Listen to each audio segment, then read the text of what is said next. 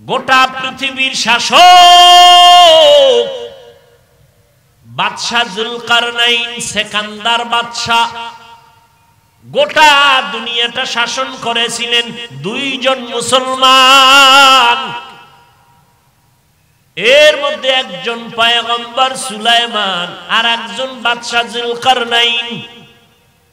বাসুলাইমা দাদে মুলক সরওয়ারি শুদমতি এ খাতে মশদে ওয়াপুরি। বাদশাহ জুলকারনাইন উত্তর প্রান্তে গেলেন। বাতাস ছিল তার চলন চালিকা শক্তি। গিয়া দেখলেন দুই পাহাড়ের পাদদেশে সরু একটা পথ। লোকেরা জুলুমের শিকার। বাদশার কাছে আরজি পেশ করলেন, বাদশাহ পাহাড়ের অপর সাইড থেকে একদল দানব আমাদের উপরে বারবার এসে আক্রমণ করে। বাদশাহ জুলকারনাইন লোহা জমা করে দুই পাহাড়ের পাদদেশের ফাঁকা রাস্তাটাকে প্রাচীর দিয়ে আটকায় দিলেন। পাহাড়ের ওই পার্শ্বে যারা আছে ওদেরকে কোরআনের ভাষায় বলা হয় ইয়াজুজ ওয়া মাজুজ। ইয়াজুজ মাজুজের বংশরা ওই পাহাড়ের ওই পার্শ্বে, দেওয়ালের ওই পার্শ্বে। ওরা কেউ 30 হাত লম্বা, কেউ 60 হাত লম্বা। কিয়ামতের আগে ওরা এই জমিনে আসবে, এই পারে আসবে, মানুষ ধরবে আর খাবে। ওরা এখন কি হালাতে আছে কোন দার্শনিক, কোন বিজ্ঞানিক আজও পর্যন্ত বের করতে পারে নাই।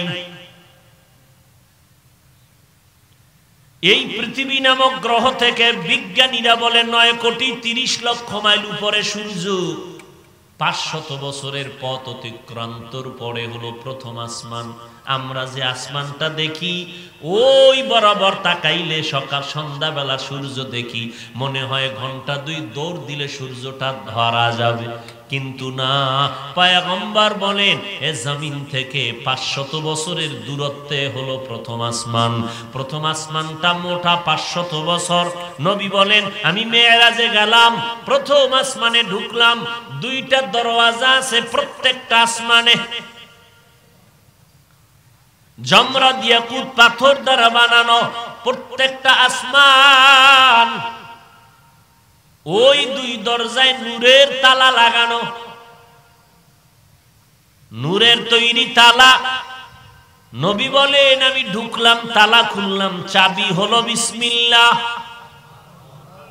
আরো আস্তে করে বলেন। তালা খুলে ঢুকলাম। 2টা দরজা কেন? প্রত্যেকটা আসমানে এক দরজা দিয়া মুমিনের আমল আল্লাহর আরশে আজিমের মধ্যে চলে যায়, আর এক দরজা দিয়া আমার আল্লাহ মুমিনের জন্য রিজিক পাঠায়। কাদের কুদরত দারি বরকামাল আনতা রব্বি আনতা হাসবি যুল জালাল। নবী বলেন প্রথম আসমান 500 বছরের দূর। আসমানটার ভেতরে গিয়া দেখলাম মোটা 500 বছর। এইভাবে কয় আসমান? জোরে বলেন। প্রথম আসমানের পরে আবার মহাশূন্য খালি জায়গা, 500 বছরের দূরত্ব। এর উপরে দ্বিতীয় আসমান। প্রথম আসমানটার থেকে দ্বিতীয় আসমান আরো বড়, ঘিরে রেখেছে। এর উপরে আবার খালি জায়গা 500 বছর। এর উপরে তৃতীয় আসমান, এটা আরো বড়। এইবার তৃতীয় আসমানের ভেতরে 500 বছরের দূরত্ব। এর উপরে মহাশূন্য 500 বছরের খালি। এর উপরে চতুর্থ আসমান, তৃতীয়টার তুলনায় আরো বড়। এইভাবে আল্লাহ পাক 7টা আসমান রেখেছেন, 7টা জমিন বানিয়েছেন। আল্লাহ তাআলা এমন ভাবে সেট করেছেন, উপর থেকে কোনো রশি দিয়া টানাও দেয় নাই, নিচের থেকে কোনো খুঁটিও নাই। আল্লাহ কয় কোরআন শরীফের ভেতরে এত বিশাল 7টা আসমান আমি টানাইয়া রাখলাম খুঁটি ছাড়া। উপর দিয়া টানাও নাই, নিচ দিয়া খুঁটিও নাই, এইভাবে 7টা আসমান আর 7টা জমিন আমি আল্লাহ, এত বিশাল আসমান এত বিশাল জমিন আমি আল্লাহ বানাইতে সময় লাগাইলাম ফি সিত্তাতি আইয়াম, মাত্র 6 দিন। আর তোর মতো গাদ্দার যে আল্লাহর দেওয়া নিয়ামত খাইয়া আবার আল্লাহর বিরোধিতা করো, তোরে বানাইছি নাপাক পানি দিয়া, তুই বুঝনি তোর জন্মের সূত্রটা কি? একজনে কয় আমারে চিনোস না, আর একজনে কয় তোর গোষ্ঠী শুদ্ধ, তোর গোড়া শুদ্ধ চিনি, তুই নাপাক পানির সৃষ্টি। তোরে চিনি মানি তোর ভ্যাডের ভিতরে পায়খানা, তোর থুতু থেকে দুর্গন্ধ, তোর ঘাম থেকে দুর্গন্ধ, তোরে চিনি না মানি তুই নাপাক। তুই নিজের পায়খানা নিজে মুখে দিয়েছ, তোকে চিনি না মানি? তুই এখনো পাশে দাঁড়াইলে কষ্ট পাই, তোর দুর্গন্ধ আসতেছে তোর পোশাক থেকে, তোর মুখের থেকে। আল্লাহ বলেন তোমার মতো বান্দাটাকে সামান্য এক ফোঁটা নাপাক পানির থেকে আমি সৃষ্টি করলাম।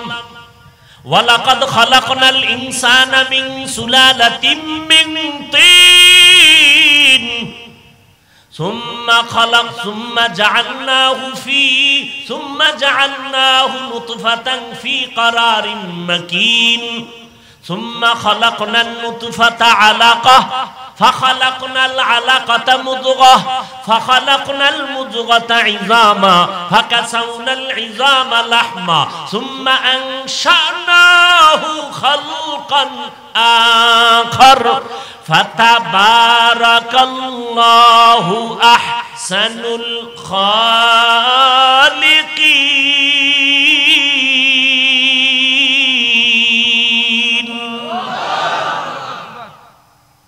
নাপাক পানির থেকে বানাইছি, এত বাহাদুরি কেন করো?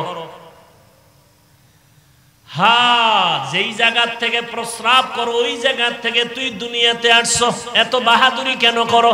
তোর শরীর থেকে দুর্গন্ধ, এত বাহাদুরি কেন করো?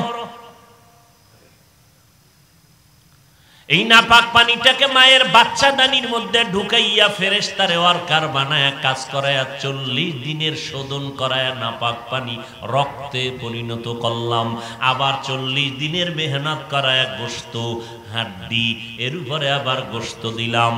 এইভাবে কইরা আমি আল্লাহ বিশাল আসমান আর জমিন বানাইলাম কয়দিন? আর তোমার মতো 1.5 ব্যাটারি 1 কেজি ওজনের 1.5 হাতের বাচ্চাটারে বানাইতে আমি মাওলা আস্তে আস্তে আস্তে আস্তে করে বানাইতে সময় নিয়েছি 6 মাসের মতো। তোরে এত আস্তে আস্তে বানাইছি এমনি। আমি তোরে বানানের আকৃতি আর স্ট্রাকচার তৈরি করে প্যাকেট করে ফেললাম। একটা প্যাকেট না, কাভারের উপরে কাভার দিলাম, কাভারের উপরে কাভার দিয়া মায়ের গর্ভের ভেতরে আটকায় দিলাম। বিন্দু থেকে বিন্দু অক্সিজেন ঢোকার কোনো রাস্তা নাই, ঢুকলেই তোমার ক্ষতি হবে। এরপরে আমি আল্লাহ রূহ দান করলাম। তুমি এখন নাড়াচাড়া শুরু করেছো, এখন তোমার ক্ষুধা লাগছে, তো আমি আল্লাহ মায়ের নাভির সাথে তোর নাভিতে তার লাগাইয়ে তোর ক্ষুধা নিবারণ করলাম। মুখটাকে রক্ত নাপাক দিয়া নাপাক করি নাই।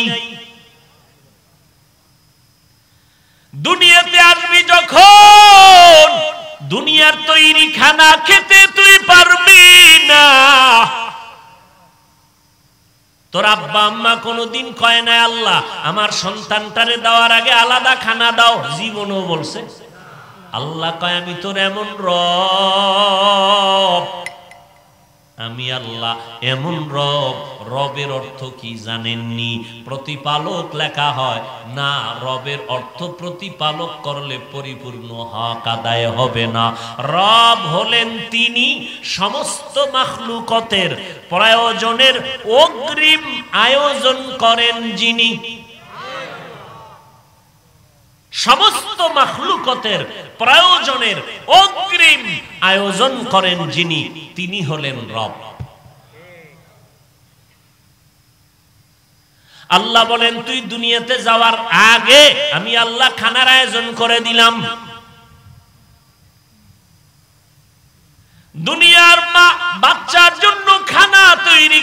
সুজি পাকায়, ওই সুজি পাকাইতে দুধ দেয়, চিনি দেয়, দেয়নি? আগুন দিয়া গরম করে, পানি লাগে, এরপরে আবার ফ্যানের বাতাস দিয়ে ঠান্ডা করে, 1 2 3 চামচ খাওয়াইলো, এরপরে রেখে দিল। 2 ঘন্টা পরে সুজি ফালায়া দেয়। এই সুজি বাচ্চার পেটে দেওয়া যাবে না, পেট খারাপ হয়ে যাবে। আল্লাহ কয় তাকায় দেয়, আমি আল্লাহ তোর মায়ের বুকের মধ্যে এমন খানার আয়োজন করে দিলাম। দুনিয়ার মানুষ ফ্লাক্স বানায়, গরম পানি, গরম দুধ, গরম চা রাখে, 24 ঘন্টার বেশি গরম থাকে না। আর আমি আল্লাহ কেমন কুদরতের মালিক, তোর মায়ের বুকে এমন দুধের আয়োজন করলাম। চিনি লাগবে না, দুধ লাগবে না, পানি লাগবে না, গরম করা লাগবে না, লবণ লাগবে না।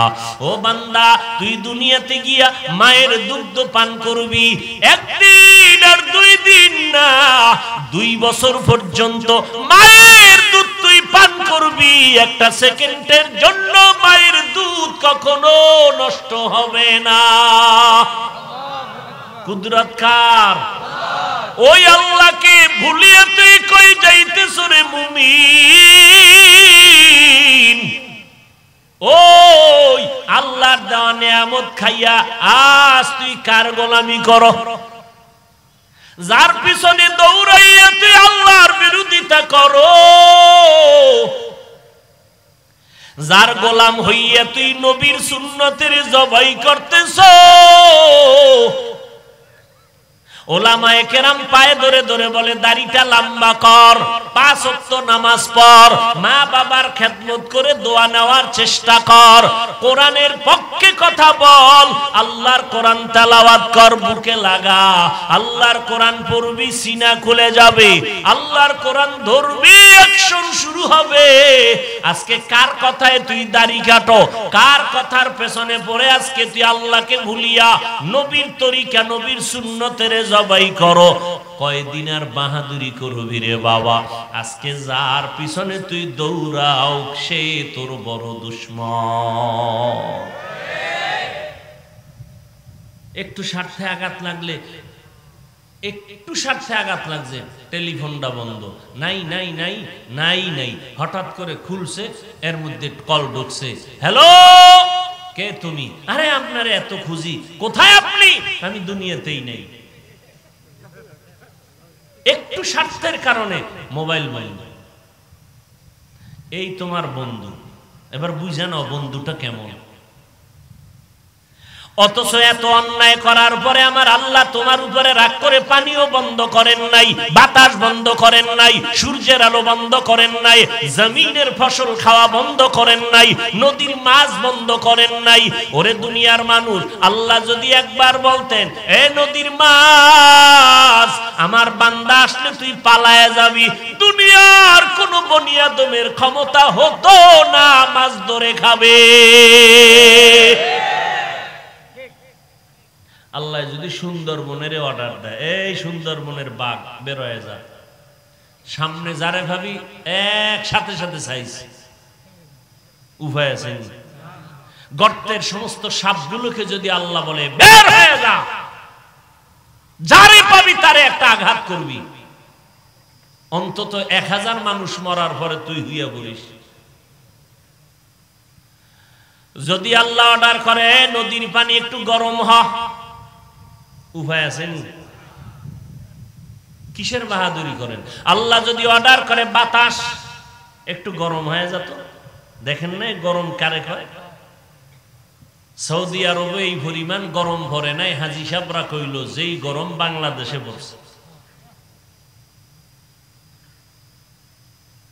সব আমাদের গুনার কামাইয়ের কারণে। আজান শুনতেছে, মসজিদে মুসল্লি নাই, কার কথায় পড়িয়া নামাজে যাও না? যার পেছনে ঘুরিয়ে আজকে নবীরে ভুলছো, ওই লোকটা তোমার আমার আপন না।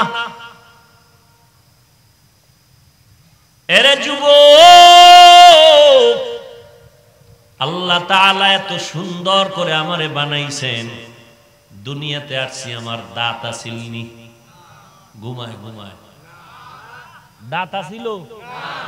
আব্বা আম্মা কোনদিন কইছে আরে পোলা দিলে একটা দাঁত দিলে না, এটা একটা কাম করলা? কইছে নি? আচ্ছা না কইছে তো দাঁতের জন্য আলাদা দোয়া করছে? এই আপনারা যারা মা বাবা আছেন কোনদিন আল্লাহরে কইছেন আল্লাহ সন্তান দিলা দাঁত ছাড়া 3 দিনের মধ্যে দাঁত দাও? কোনদিন কইছেন? আল্লাহ কয় সময় মতো চাওয়ার আগে আমি দিয়ে দিছি। কেমন দাঁত দিছি জানোনি? দাঁতের উপরের ডারে কইছি তুই নিচের দিকে বড়, নিচেরটাকে বলছি উপরের দিকে স্টার্ট। উপরের ডাও বাড়তেছে, নিচের ডাও, আরে কথা কও। আচ্ছা বাড়তেছে বাড়তেছে, আল্লাহ আবার সময় মতো কইছে স্টপ হয়ে যায়। যদি থামাইয়া না দিতেন তো নিচেরটা উপরে যাইতো, উপরেরটা নিচে, ক্রস হয়ে যেত, ক্রস। ও নিমক হারাম, এরে কয় নিমক হারাম। নুন খায় আল্লাহর গুণ গায় না। আল্লাহ নিজে কয় তুই নিমক হারাম। ইন্নাল ইনসান লিরাব্বিহি লাকানুন, মানুষ বড় নিমক হারাম।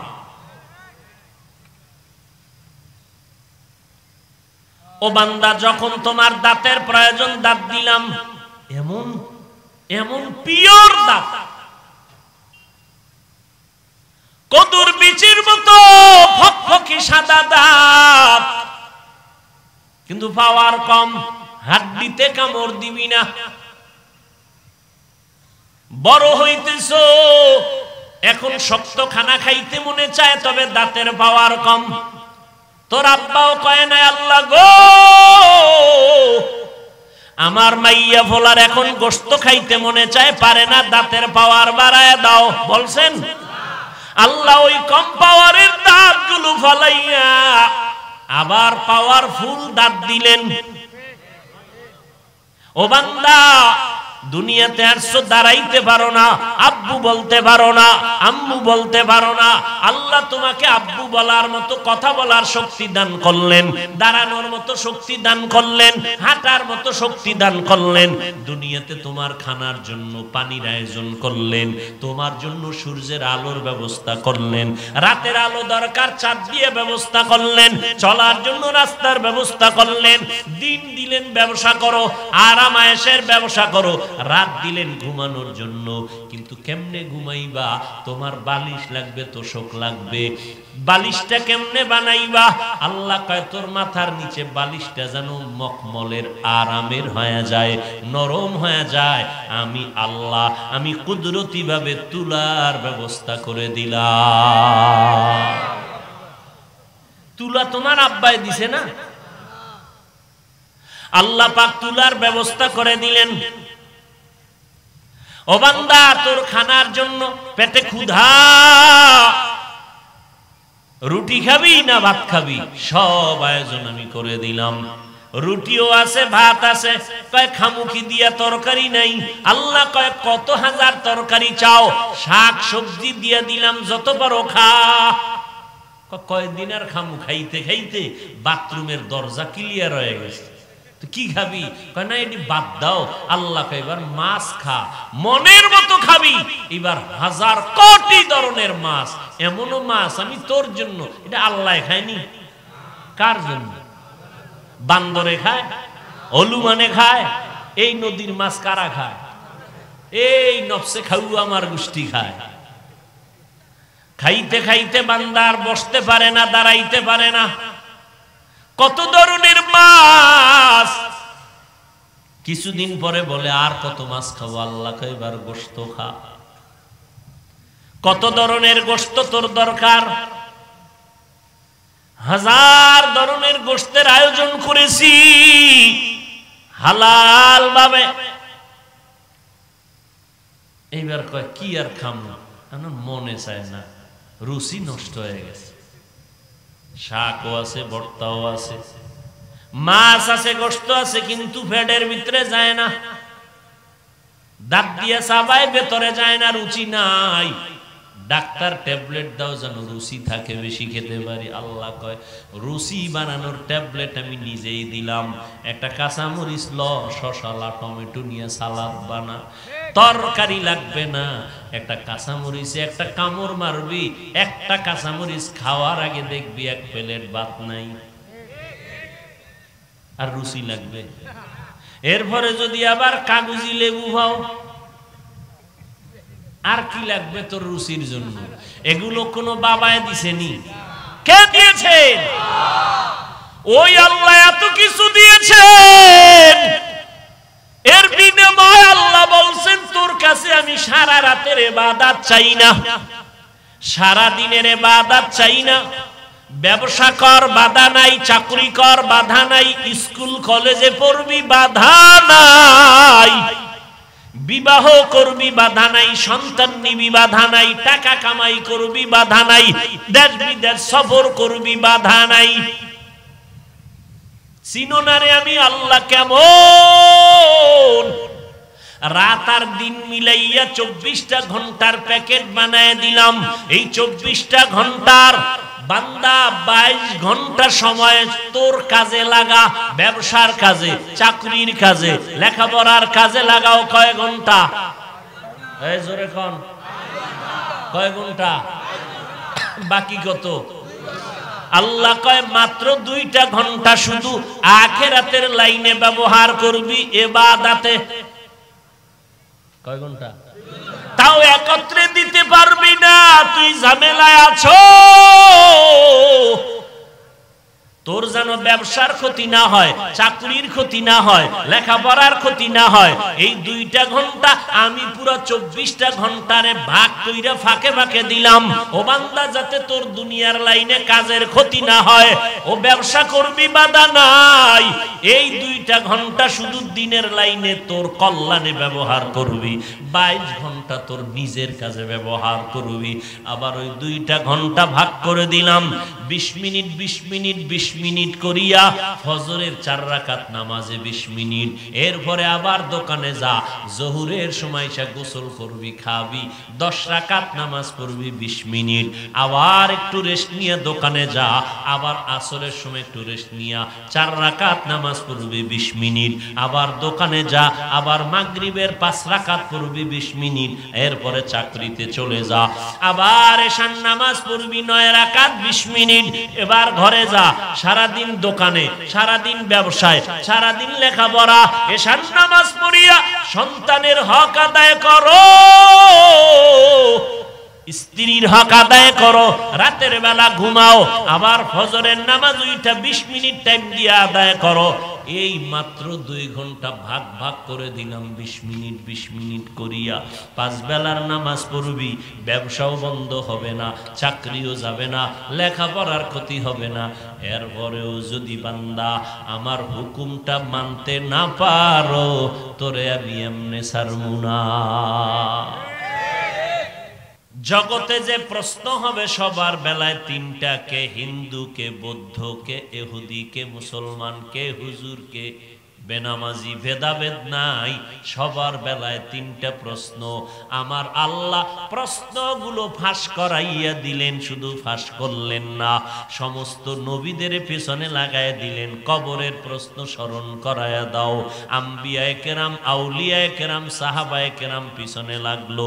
আল্লাহ বলেন কোরআন ধইরা ধইরা মানুষের দাওয়াত দাও, কবরের প্রশ্ন ঠিক করো, মুসলমান না হইয়া কেউ মরিস না। দুনিয়ার প্রশ্ন ফাঁস হইলে পরীক্ষার মান থাকে না, প্রশ্নপত্রের দায়িত্বশীল যারা, এদের চাকরি শেষ হয়ে যায়। আর আল্লাহর কুদরত সব উল্টা, প্রশ্ন ফাঁস করে দিলেন। আবার এই প্রশ্নকে স্মরণ করায় দেওয়ার জন্য আম্বিয়ায়ে কেরাম লক্ষ লক্ষ, সাহাবায়ে কেরাম কাজ করতেছেন। এরপরেও যদি কবরে গিয়া কয় জানি না, কি ভিড়াটা হবে? এরপরেও যদি কবরে গিয়া জবাব দিতে না পারে, শাস্তিটা কত ভয়ঙ্কর হবে।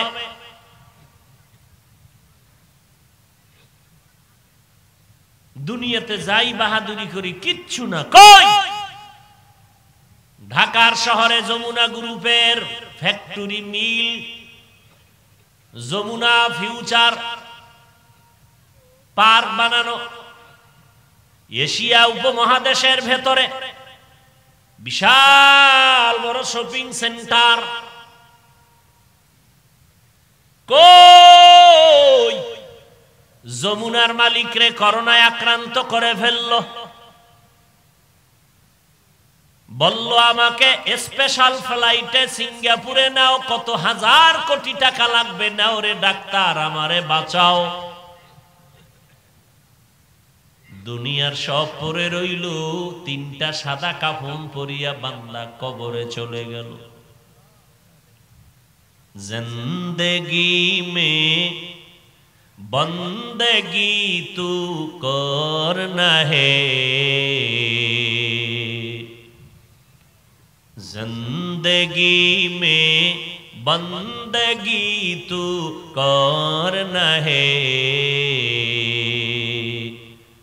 जिंदगी बे बंदगी शर्मिंदा है,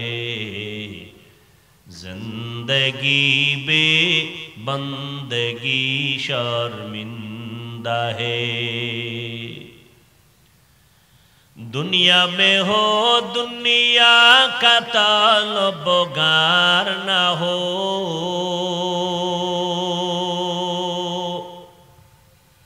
बाजार से गुजर हो खरीदार न हो,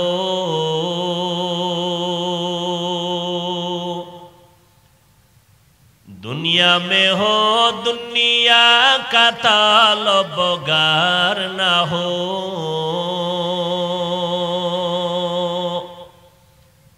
बाजार से गुजर हो खरीदार न हो।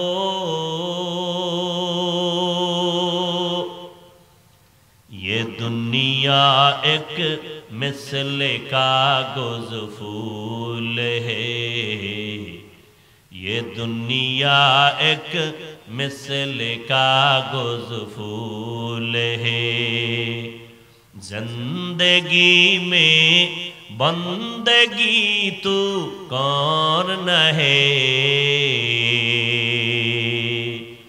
जिंदगी में बंदगी तू कौन है,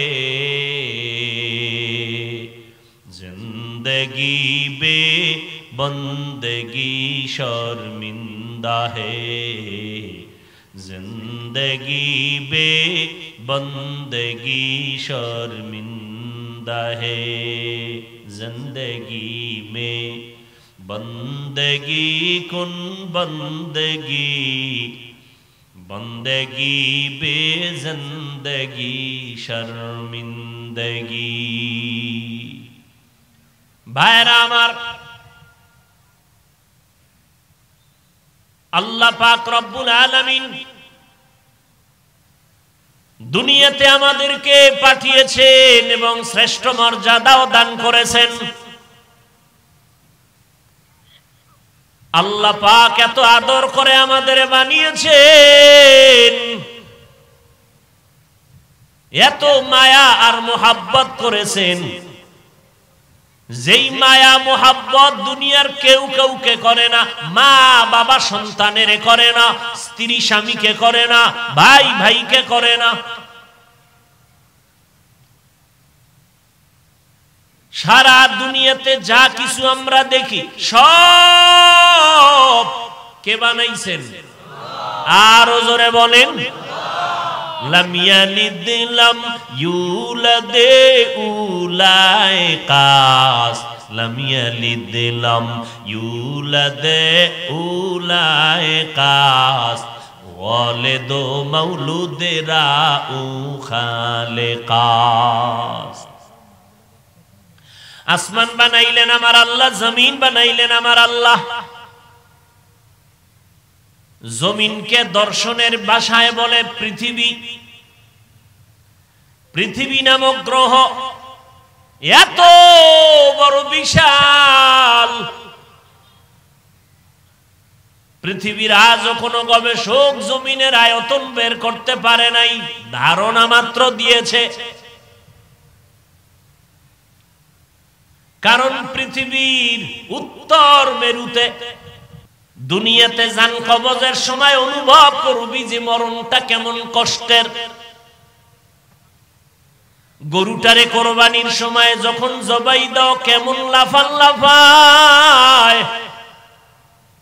নবী বলছেন, এই কোরবানি দেনেওয়ালারা একটা পশু জবাই করতে গিয়া আর একটা পশুর সামনে জবাই করবা না, ওটায় কষ্ট পাবে।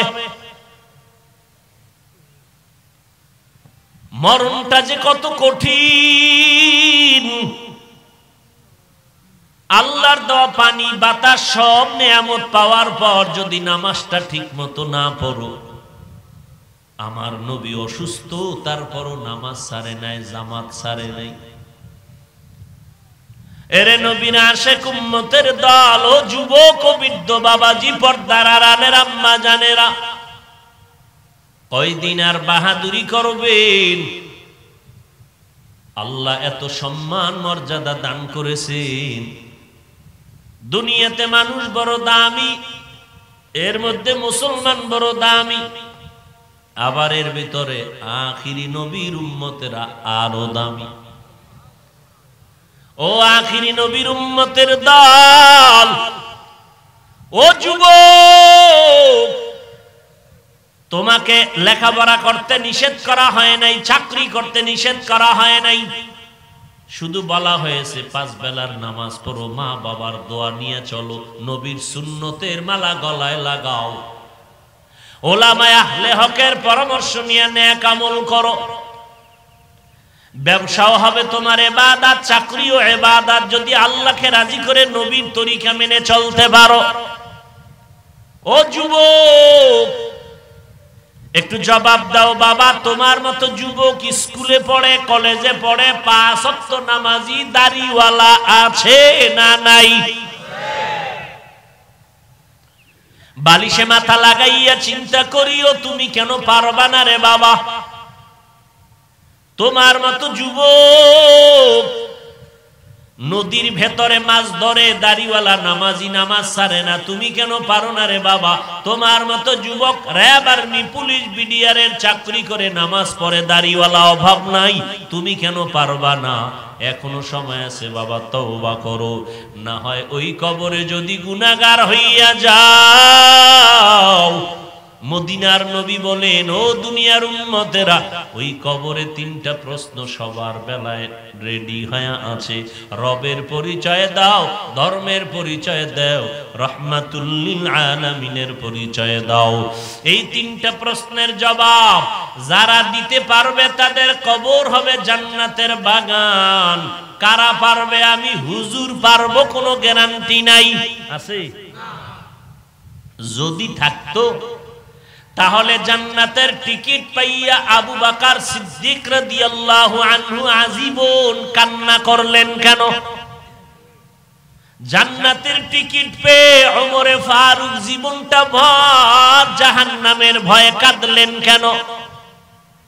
নবীজির জামাতা সাহাবী ওসমান রাদিয়াল্লাহু আনহু জীবন ভর কাঁদলেন কেন জান্নাতের টিকিট পাওয়ার পরেও?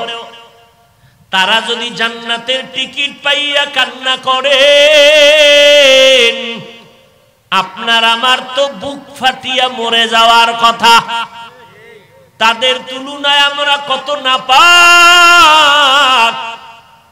চোখ দুইটা বন্ধ করলে দেখি আমার গুনার কারণে আমার হাত নাপাক, আমার চোখ নাপাক, আমার জিহ্বা নাপাক, আমার অন্তর নাপাক। কি পরিমাণ কান্না দরকার, কিন্তু কপাল খারাপ, চোখে পানিও নাই, গুনার কারণে দিলটা পাথর। আল্লাহ পাক রব্বুল আলামিন তওবার দরজা দিয়া ডাকতেছেন, রে গোলাম, ওই কবরে যদি নেক আমল নিয়ে যেতে না পারো, কবর হবে জাহান্নামের টুকরা। দুনিয়াতে একটা মশার কামড় সইতে পারো না রে বাবা, একটা বেতের বাড়ি সহ্য করতে পারো না। গুনাহগার হইয়া যখন কবরে যাবে, ফেরেশতারা প্রশ্ন করবে, রবের পরিচয় দাও। গুনাহগার বলবে, হা হা লা আদরি, আফসোস আমি কিছুই জানি না। এভাবে করার পর নবী বলেন, আল্লাহ তাআলা গায়বী আওয়াজ দিয়া বলবেন, ও ফেরেশতা, আর এই নাফরমানকে কোনো জিজ্ঞাসাবাদের সুযোগ দিও না। দুনিয়াতে আমি কম সুযোগ দেই নাই। আমার দেওয়া পানি বাতাস, সূর্যের আলো, চাঁদের আলো, নদীর মাছ খাইলো, জমিনের ফসল খাইলো, গাছের ফল খাইলো, একবারও আলহামদুলিল্লাহ বলে নাই। ওলামায়ে কেরাম পা ধরে ধরে নামাজের দাওয়াত দিত, আজান শুনতো, মসজিদে গিয়া নামাজ পড়ে নাই, নিজেও টুপি পরে নাই, যারা টুপি পরতো তাদেরকেও পছন্দ করে নাই। এই বান্দা এত নিমক হারাম, নিজেও দাড়িটা লম্বা করে নাই, দাড়ি যারা রাখতো তাদেরও পছন্দ করে নাই, নিজেও হালাল খায় নাই, যারা হালাল খাইতো তাদেরও পছন্দ করে নাই, নিজেও পর্দা করে নাই, যারা পর্দা করতো তাদেরকেও পছন্দ করে নাই, নিজেও পাগড়ি পরে নাই, জিকির করে নাই, তেলাওয়াত করে নাই, যারা তেলাওয়াত করত, জিকির করত, পাগড়ি পরত নবীর তরিকায়, তাদেরকেও পছন্দ করে নাই। এখন আর দেরি না করিয়া ও ফেরেশতা এই নাফরমানকে জীবনের মজাটা বুঝাইয়া দাও, কবরের সাথে জাহান্নামের সাথে রাস্তা খুলিয়া দাও, কবরে জাহান্নামের বিছানাটা দিয়া দাও। আল্লাহর নবী বলেন, আমার আল্লাহ রাগান্বিত হইয়া গাইবি আওয়াজ দিয়া বলবেন, ও কবরের মাটি, এই গুনাহগার নাফরমানকে দুই পার্শ্ব থেকে জোরে জোরে চাপ দাও। এত জোরে চাপ দিবে পাজরের হাড় চুরমার হয়ে যাবে। ও নবীর আশিক উম্মতের দল, মনটাকে বুঝাও রে, কয়দিন দুনিয়াতে বাঁচবা, বাহাদুরি করবা, খালি হাতে কবরে চলে যেতে হবে, চোখের সামনে শুধু লাশ আর লাশ।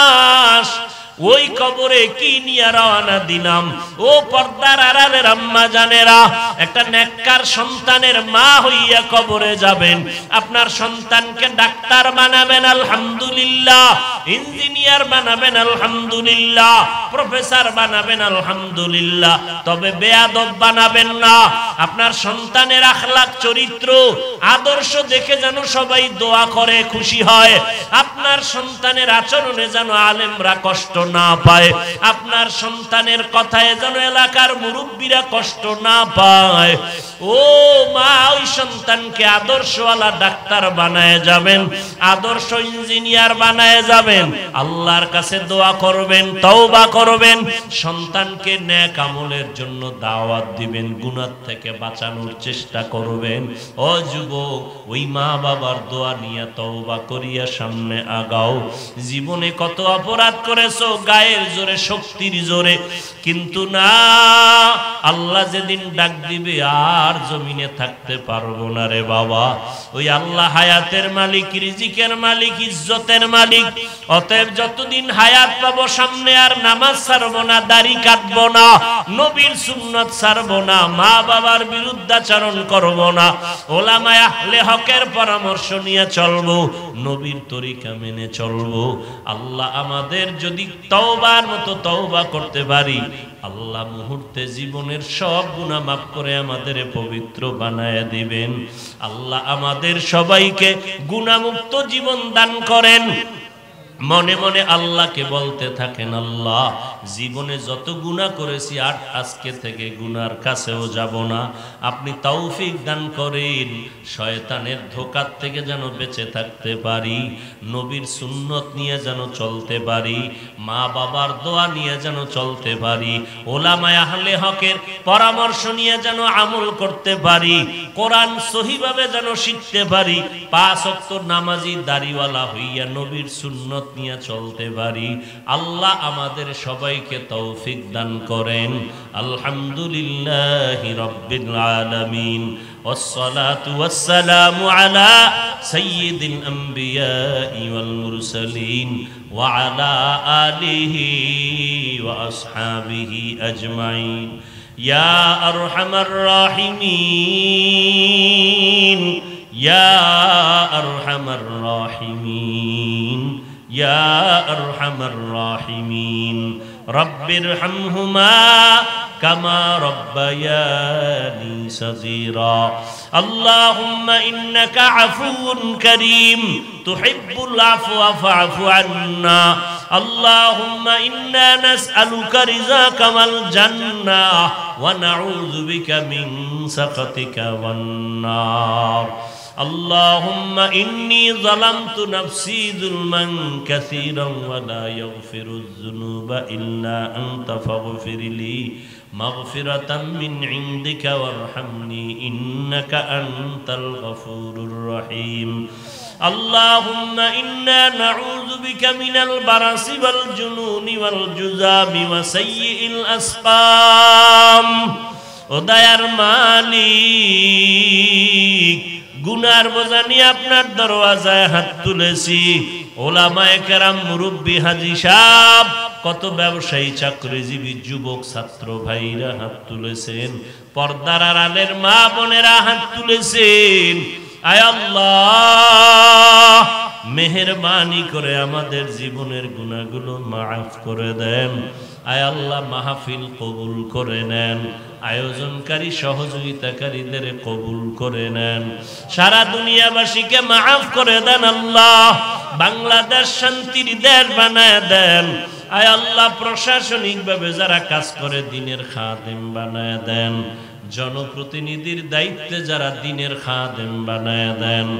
আমার কলিজার প্রত্যেক যুবক দিনের খাদেম বানায় দেন, 5 ওয়াক্ত নামাজি, কোরআন পড়নেওয়ালা বানায় দেন।